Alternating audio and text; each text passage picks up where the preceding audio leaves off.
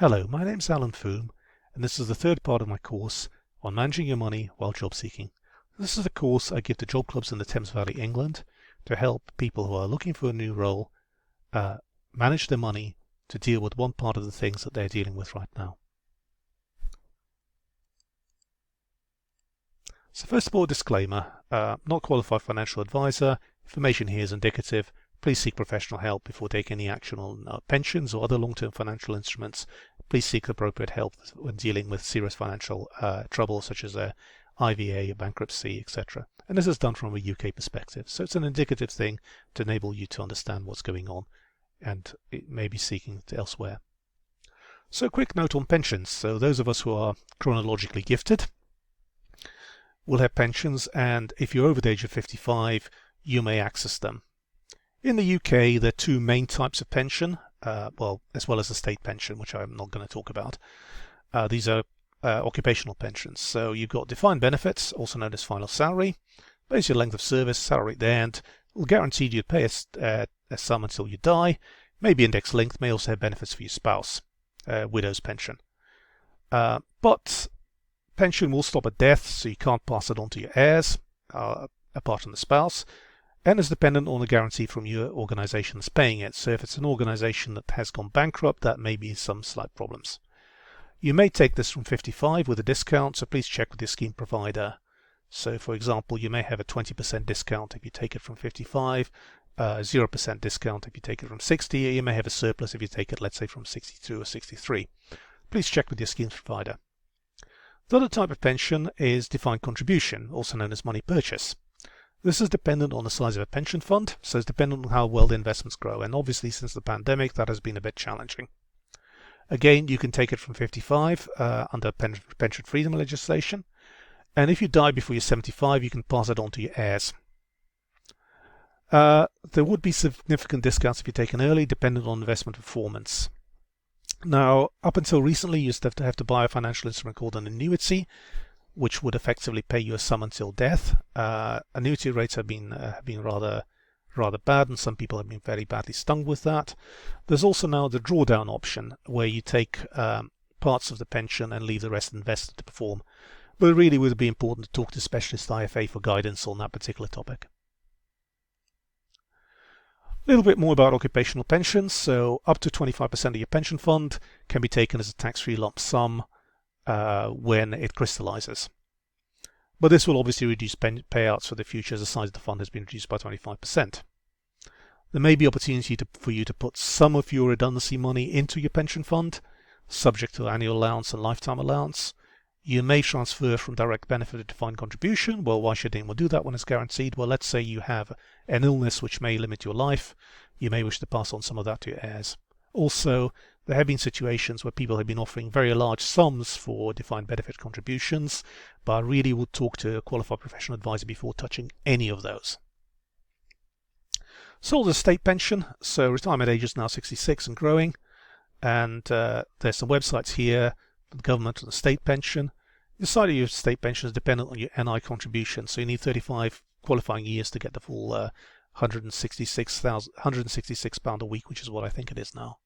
And more information on the government websites.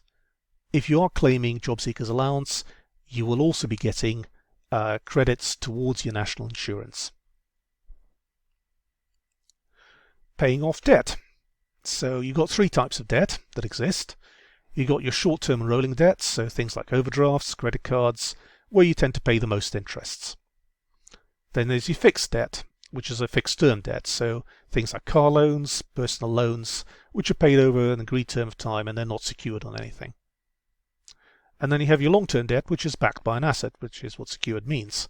For example, a mortgage, which is paid off over a fixed term, which tends to have the lowest interest rates because it's backed by an asset, so if you fail to pay it, they can repossess the asset.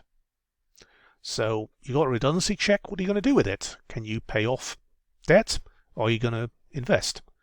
Obviously, individual circumstances apply here, but if you've got short-term debt with high interest, might be an idea to pay some of that off if there's no penalty for doing so. For fixed-term debt, you may wish to check your early repayment clauses. So, for instance, let's say you have a car loan for 3 years and you've got 1 year, 1 year left on it. Can I just pay it off? Well, you may have to pay a penalty if you do so. So just check the loan agreement to make sure that's there.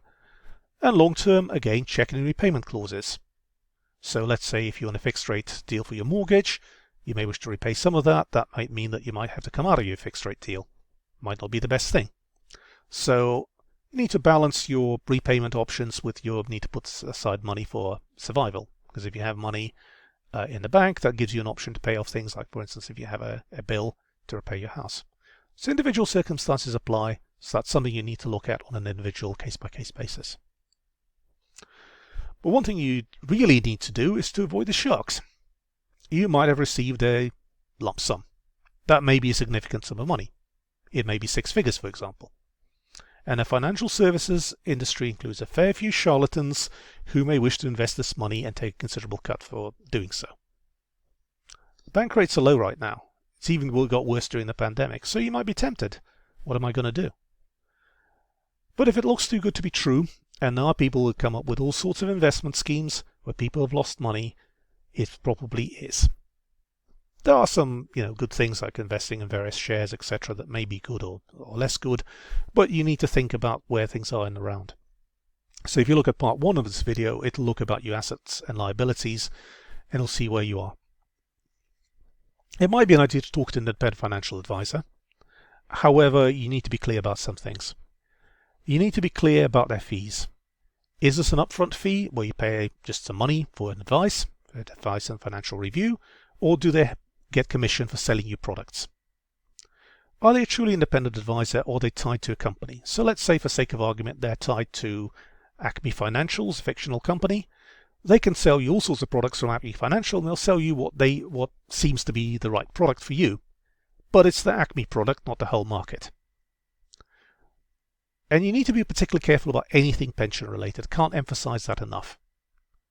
So anything like that, there's been cases of fraud, misappropriation, etc. with pensions, so you need to be extremely careful with that.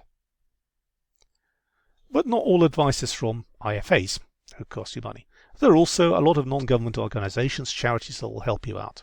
For instance, the Citizens Advice Bureau, now known as Citizens Advice, everyone still calls it the Citizens Advice Bureau, a volunteer organization that will help you, give you advice, have someone to talk to.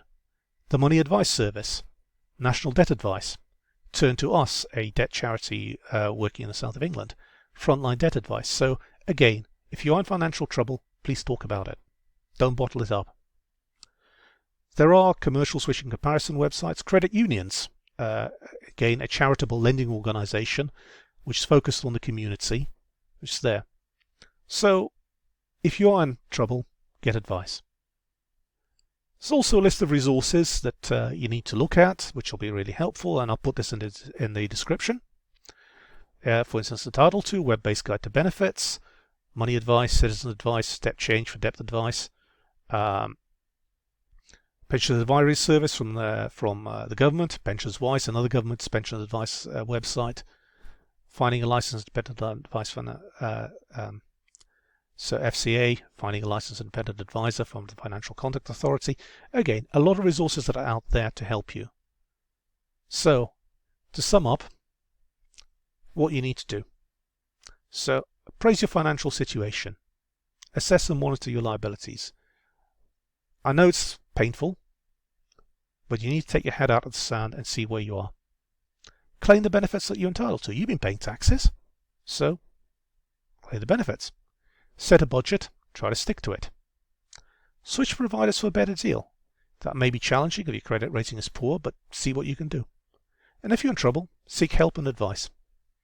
And the key thing to remember is better times will come. You will get through this, you will come out of the other side, you will get to a better place. Thank you very much.